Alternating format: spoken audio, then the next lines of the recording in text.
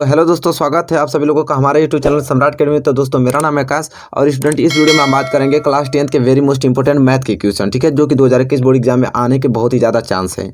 और हर एक चैप्टर से मैं क्वेश्चन लिया हूँ, वो क्वेश्चन लिया हूँ जो कि सबसे ज़्यादा अधिकतर पूछे जाते हैं। ठीक है, मैंने क्या किया स्टूडेंट की मैंने 10 साल के प्रीवियस ईयर और NCERT के बुक के सभी क्वेश्चंस और मैंने प्रीवियस ईयर पेपर मैंने देखा कि आखिर में वो कौन से क्वेश्चन है जो सबसे ज़्यादा पूछे जा रहे हैं। ठीक है, मुझे एनालाइज मैंने किया और बहुत सारे मैंने क्वेश्चन लिखा हूँ कि मतलब कि वो क्वेश्चन जो है कि सबसे ज़्यादा रिपीटेड हो रहे हैं, सबसे ज़्यादा रिपीटेड। तो मैंने सोचा कि क्यों ना पहले उस क्वेश्चन को हम लोग पहले सोल्यूशन के तौर पे उसको हम लोग अपना इकट्ठा कर लेते हैं कि ताकि अगर उसमें से क्वेश्चन आए तो एक भी ना बके। 100% वो क्वेश्चन डाल रहा है, हर साल डालता है उसको। मैंने एनालाइज किया कम से कम 1 घंटे, मैंने उसको सारी चीज़ों को समझ गया कि हाँ कौन सा क्वेश्चन इस बार भी पूछने के ज़्यादा चांसेज है। ठीक है, तो वो क्वेश्चन करने वाला है। तो वीडियो लाइक नहीं किया तो वीडियो को लाइक कर दीजिए, चैनल पर नए तो प्लीज़ चैनल को सब्सक्राइब कर लीजिए और बेल आइकन को भी प्रेस कर लीजिए। चलिए, उसमें मैं विद सॉल्यूशन आपको सारे क्वेश्चन कराने वाला जो कि एग्जाम में पूछे आते रहे हैं बहुत सालों से।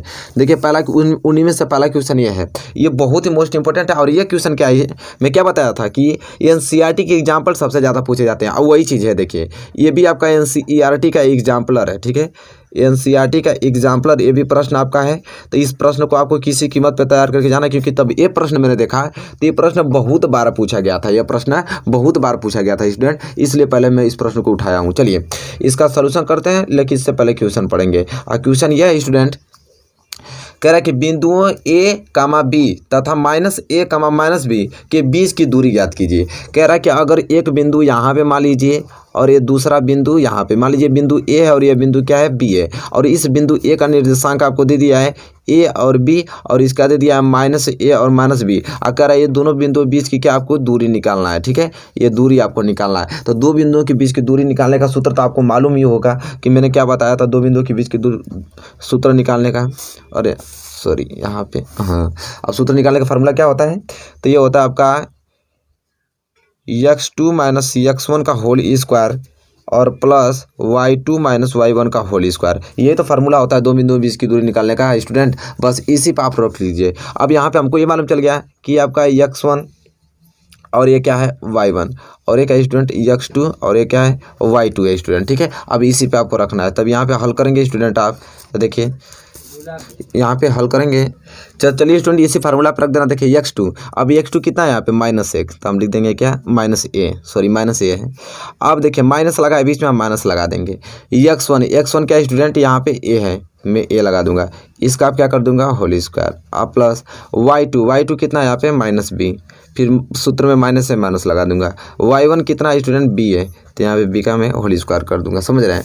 इसके बाद करना हमको यह है स्टूडेंट कि आप ही बताइए -a -2a, इसका क्या हो जाएगा होल स्क्वायर, अब प्लस -b -2b, इसका क्या हो जाएगा होल स्क्वायर। ठीक है, अब स्टूडेंट करना यहाँ पे यह है कि -2a का होल स्क्वायर करेंगे तो कितना आएगा, तो -2a का होल स्क्वायर करेंगे तो क्या आएगा 4a स्क्वायर आ जाएगा, अब प्लस -2b का होल स्क्वायर करेंगे तो क्या आ जाएगा 4b स्क्वायर आ जाएगा। इतना तो जानते हैं आप लोग।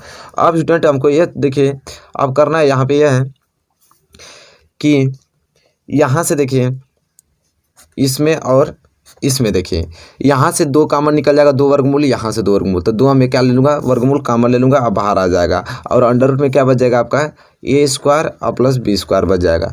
अरे 4 का वर्गमूल 2 होगा, इसका भी वर्गमूल 2 होगा, तो दोनों कॉमन लूँगा तो 2 बाहर निकल गया कि नहीं वर्गमूल इसका, और अंडर रूट में बचा क्या a square plus b square बचा है। तो यही इसका क्या हो जाएगा करेक्ट आंसर हो जाएगा, और यही दो बिंदुओं बीच की क्या हो जाएगी दूरी हो जाएगी। ये आंसर है आपका। तो यह जो क्वेश्चन है बहुत बार पूछा गया था, इस बार भी इसलिए पूछेगा क्योंकि NCERT एग्जाम्पल है, NCERT एग्जाम्पल हमेशा पूछा जाता है। तो ये क्वेश्चन को आपको तैयार कर लेना है कि इन दोनों बिंदुओं के बीच की दूरी क्या होगा, तो इस प्रकार आपको निकालना होगा। तो ये पहला प्रश्न आपको किसी कीमत पे तैयार करके जाना है। ठीक है, चलिए पहला क्वेश्चन तैयार हो गया होगा स्टूडेंट, हम बढ़ेंगे अगले क्वेश्चन की ओर, क्वेश्चन नंबर दूसरे की ओर। चलिए स्टूडेंट देखिए, क्वेश्चन नंबर दूसरा आपकी स्क्रीन पे आ गया है। ये भी क्वेश्चन मैंने देखा था, बहुत बार पूछा गया था क्वेश्चन। ठीक है, कह रहा है कि 2 क्रमागत धन संख्याओं के वर्गों का योग 244 है, संख्याएं ज्ञात कीजिए। ये भी आपका NCERT एग्जाम्पलर ही है। ठीक है, और बहुत बार क्वेश्चन पूछा गया था, तो इस प्रश्न इस बार भी आने का बहुत ही ज़्यादा चांस है। तो इस प्रश्न को बना लेते हैं हम।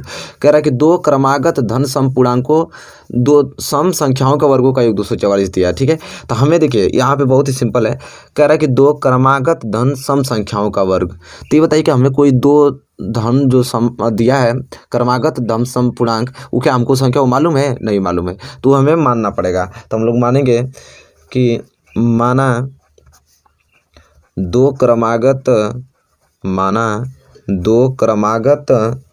धन सम संख्याएं,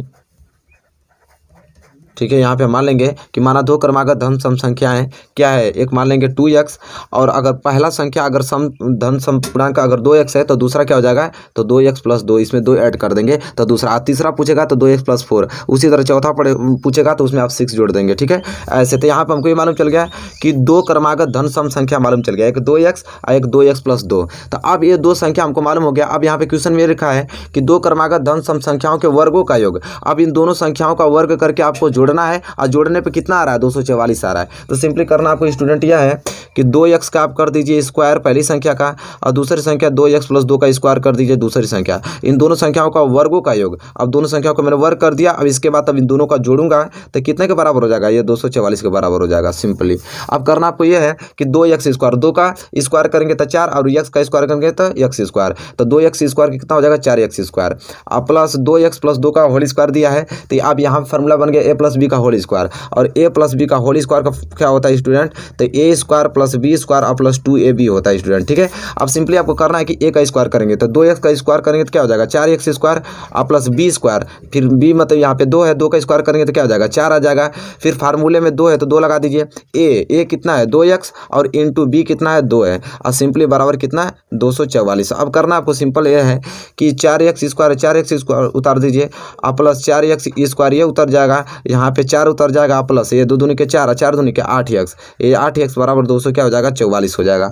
अब सिंपल आपको करना है कि 4x square + 4x square 8x square हो जाएगा, और प्लस यहाँ पे क्या हो जाएगा 4 और प्लस 8x, 244 से 10 आएगा तो -244 हो जाएगा, बराबर इधर बच गया 0 बच गया स्टूडेंट। अब सिंपली आपको करना यह ही कि यहाँ से हो जाएगा 8x स्क्वायर प्लस यहाँ पे 8x। अब देखिए प्लस माइनस आ गया तो घटेगा। अब यहाँ से स्टूडेंट आप घटाएंगे तो कितना हो जाएगा, 244 में से 4 घटेगा तो क्या हो जाएगा, -240 बचेगा, बराबर 0। यहाँ पे देखिए 8 यहाँ पे कॉमन ले लेते हैं, तो अब 8 यहाँ पे कॉमन लेंगे तो बचेगा क्या, x स्क्वायर प्लस यहाँ पे क्या बचेगा x, और -8 × 3 = 24, 30 बराबर 0, ठीक है। अब देखिए 8 इधर गुड़ा है उधर जाएगा तो भाग में चला जाएगा, तब देखिए हो जाएगा आपका x स्क्वायर प्लस x - 30 बराबर 0/8, और तब 0/8, 0 में किसी संख्या का भाग देंगे तो 0 ही आ जाएगा, तो ये हो जाएगा आपका x स्क्वायर प्लस x - 30 बराबर 0। अब सिंपली यह समीकरण द्विघात समीकरण बन गया, इसको सॉल्व कर दीजिए। तो देखिए इसका गुणा इसमें करेंगे तो कितना हो जाएगा, 30x स्क्वायर, गुणा करने पे 30 आ जाए, घटाने पे 1 आना चाहिए, तो 6 × 5 = 30, यही फॉर्मेट बनना है। सिंपल करना आपको रख दीजिए तो हो जाएगा x square plus x square plus 6x - 5x - 30, क्योंकि 6x में से 5x घटाएंगे तो आपका x बच जाएगा, अच्छा 5 × 30 x स्क्वायर भी हो जाएगा बराबर 0। इतना तो जानते हैं आप लोग। यहाँ से आप पेयर बना लीजिए, यहाँ से x कॉमन लेंगे तो x + 6 हो जाएगा, अब माइनस यहाँ से 5 कॉमन लेंगे तो x, इस माइनस गुणा इस माइनस में होगा तो हो जाएगा प्लस, अब 5 में 6 का भाग देंगे तो 6 × 5 = 30, तो 6 आ जाएगा बराबर 0। तो ये देखिए इसमें और इसमें दोनों सेम आ गया, तो यहाँ से आप कॉमन ले लेंगे तो ये हो जाएगा x + 6, और यहाँ से क्या हो जाएगा x - 5 क्वेश्चन में बराबर 0। तो सिंपली इसको कर देंगे तो x + 6 बराबर 0 कर देंगे, और उधर x - 5 बराबर 0 कर देंगे, इतना तो जानते हैं आप लोग। x बराबर हो जाएगा -6 और x बराबर यह 5 हो जाएगा, तो माइनस तो लेंगे नहीं क्योंकि वहाँ पर धन पूर्णांक बोला है, तो हम x बराबर 5 ही लेंगे। अब मैंने 5 ले लिया। अब हमसे पूछा क्या था कि संख्याएं ज्ञात कीजिए। संख्याएं हम क्या माने थे, एक हमने 2x माना था, एक 2x + 2 माना था, ये तो 2 संख्या माना था। चलिए तब पहली संख्या क्या हो जाएगा 2x, तो ये हो जाएगा 2 × x का वैल्यू कितना आया था 5, तो यहाँ 5 का मल्टीप्लाई कर देंगे तो ये हो जाएगा 10, तो पहली संख्या तो 10 आ गया। दूसरी संख्या 2x + 2, तो 2 × x यहाँ 5 रखेंगे और प्लस 2, 5 दूनी के 10 और प्लस 2, और 10 × 2 = 12, दूसरी संख्या 12 आ गया। तो पहली संख्या 10 और दूसरी संख्या 12, यही क्या हो जाएगा आंसर। अब प्रूफ करना है तो कह रहा था कि दो संख्याओं का वर्ग करके जोड़ने पर 244 आना चाहिए। तो देखिए 10 का वर्ग करेंगे तो 100 आ जाएगा, 12 का वर्ग करेंगे तो 144, और दोनों को जोड़ेंगे तो 244 आ गया कि नहीं, मतलब बिल्कुल हमारा आंसर सही है स्टूडेंट। तो इस क्वेश्चन को इस प्रकार लगाना है, आप उम्मीद करता हूँ कि इसे लगा भी लेंगे, ठीक है। चलिए क्वेश्चन नंबर दूसरा भी यहाँ पे कंप्लीट होता हुआ। अब हम बढ़ेंगे अगले क्वेश्चन की ओर, क्वेश्चन नंबर तीसरे की ओर। चलिए स्टूडेंट देखिए क्वेश्चन नंबर तीसरा आ गया है, ये भी बहुत बार क्वेश्चन पूछा गया, अभी एनसीईआरटी एग्जाम्पल का ही है, ठीक है। चलिए बहुत ही ज़्यादा महत्वपूर्ण प्रश्न है। इस प्रश्नों को तैयार करके जाना आप लोगों को, ठीक है। जो वीडियो मैं एक डेली वीडियो प्रोवाइड करूंगा किसका, मैथ का, और उसमें मैं बताऊंगा विद सॉल्यूशन के साथ, और वो भी एनालाइज क्वेश्चन के जो सबसे ज़्यादा पूछे गए उस क्वेश्चन कराने वाला हूँ। तो सारे क्वेश्चनों को आपको नोट करके ही जाना स्टूडेंट, ठीक है। चलिए इसे सॉल्यूशन करते हैं। कह रहा है कि 1/, दिया x² + 5 = 1/9। सिंपली करना ही नहीं है हमको, यहाँ पे क्रॉस मल्टीप्लाई के बता दीजिए। x² + 5 का मल्टीप्लाई 1 में करेंगे तो x² + 5 ही आने वाला है, और 9 का मल्टीप्लाई 1 में करेंगे तो 9 ही आने वाला है। सिंपल, तो यहाँ पे हो जाएगा x² बराबर, अब सिंपली करना है कि 9 + 5 उधर जाएगा तो -5 में बदल जाएगा। ये हो जाएगा x² बराबर 9 में से 5 गया तो 4 बच गया। यहाँ से x की वैल्यू निकालेंगे तो ये वर्ग है तो इधर जाएगा तो वर्गमूल आ जाएगा, x बराबर आ जाएगा +-2 आ जाएगा, ठीक है। तो यहाँ पे x की वैल्यू क्या आएगा, +-2 आ गया स्टूडेंट, ठीक है। देखिए बहुत ही सिंपल क्वेश्चन है, एनसीईआरटी का बहुत ही साधारण क्वेश्चन था और इंपॉर्टेंट था, इसलिए बता दिया। और इसको याद करके जाना, जो स्टूडेंट नहीं लगा पा रहे हैं इसको लगा ले लीजिएगा, ठीक है, जरूर लगा कर जाइएगा। चलिए क्वेश्चन नंबर तीसरा कंफर्म बहुत छोटा है, क्वेश्चन नंबर तीसरा क्लियर हो गया है, तो हम बढ़ेंगे अगले क्वेश्चन की ओर, क्वेश्चन नंबर चौथे की ओर। चलिए स्टूडेंट देखिए क्वेश्चन नंबर चौथा वेरी मोस्ट इंपॉर्टेंट क्वेश्चन, ये भी क्वेश्चन बहुत बार पूछा गया है, ये भी एनसीईआरटी एग्जाम्पलर ही है, ठीक है। सारे एनसीईआरटी एग्जाम्पलर ही बहुत बार पूछे गए हैं, इतना रियल बता रहा हूँ आप लोगों को। कह रहा है कि एक बेलन तथा शंकु की ऊंचाई तथा त्रिज्या बराबर है, उनके आयतन का अनुपात। कह रहा है कि एक बेलन तथा शंकु की ऊंचाई भी और त्रिज्या दोनों बराबर है, तो उनके आयतन का अनुपात पूछा, तो वेरी सिंपल है। तो चलिए हम लोग लिखेंगे यहाँ पे कि माना बेलन तथा शंकु की ऊंचाई, माना बेलन तथा शंकु की ऊंचाई तथा त्रिज्या दोनों सेम ही दिया है, तो ऊंचाई तथा त्रिज्या मान लेंगे। ऊंचाई हम मान लेंगे h तथा त्रिज्या क्या मान लेंगे, स्मॉल r मान लेंगे, यह है, ठीक है। अब सिंपल आप करना है, अनुपात पूछा है, कर रहा है बेलन तथा शंकु की ऊंचाई तथा त्रिज्या बराबर उनके आयतन का अनुपात। तो चलिए हम ऊपर लिख देंगे बेलन का आयतन, सूत्र मालूम रहेगा तुरंत याद हो जाएगा, या लगा देंगे तुरंत आप लोग, बेलन का आयतन बटे में शंकु का आयतन, अनुपात निकल जाएगा शंकु का आयतन। अब सिंपली आपको स्टूडेंट यह करना है कि बेलन का आयतन बटे में शंकु का आयतन। अब बेलन का आयतन का फार्मूला क्या होता है जानते हैं आप लोग, तो ये होता है πr² होता है, और शंकु के आयतन का आता है 1/3 πr² होता है, ठीक है। तो सिंपल है, तो यहाँ पे इसका अनुपात पूछा है, तो सिंपल आप देखिए πr² से πr² कैंसिल, तो ऊपर बच गया 1 और नीचे बच गया 1 बटे क्या बच गया 3 बच गया, 3 का मल्टीप्लाई ऊपर होगा तो 3/1 आ जाएगा। अब ये अनुपात पूछा है तो ये क्या अनुपात में लिखेंगे तो क्या हो जाएगा 3:1 आ जाएगा, बात खत्म, ठीक है। तो ये हो जाएगा आपका आंसर हो जाएगा। तो देखिए बहुत ही सिंपल क्वेश्चन पूछे गए, इस बार भी आने वाले हैं वैसे ही क्वेश्चन, ठीक है। तो देखिए रेगुलर एक वीडियोज़ अपलोड होंगी, मैथ की रेगुलर एक वीडियोज़ अपलोड होंगी, इसमें इस प्रकार के ही क्वेश्चंस डाले जाएंगे। अगर डेली आप देखते हैं तो इस वीडियो को आप मतलब इन सारे क्वेश्चनों की आपको इतनी आदत हो जाएगी क्योंकि इस प्रकार क्वेश्चन पूछेगा आप लगा देंगे, ठीक है। चलिए क्वेश्चन नंबर चौथा के लिए क्वेश्चन नंबर 5 की ओर चलते हैं। तो चलिए स्टूडेंट क्वेश्चन नंबर 5वां जो कि आज का लास्ट क्वेश्चन मैं बता देता हूँ, इतना प्रैक्टिस कीजिए, फिर कल वीडियोज अपलोड होंगे, डेली वीडियोज अपलोड होंगे, 2 महीने हैं, 2 महीने में बहुत सारे वीडियोज अपलोड होंगी और सारे मोस्ट इंपॉर्टेंट क्वेश्चन मैं आप लोगों को करा दूंगा। तो जैसे प्रश्न पढ़ लेते हैं, कह रहा है कि आंकड़े दिया है 3, 4, 6 तथा यक्स का माध्य दिया है 5, तब यक्स का मान पूछा है, वेरी मोस्ट इंपॉर्टेंट क्वेश्चन है। तो देखिए यहाँ पे हमको समांतर माध्य आगे दे चुका है, तो देखिए बहुत ही सिंपल किस प्रकार से हल करेंगे, तो देखिए हल कर रहे हैं हम लोग। समांतर माध्य हमको आगे बता चुका है कि समांतर माध्य यहाँ पे 5 है, ठीक है।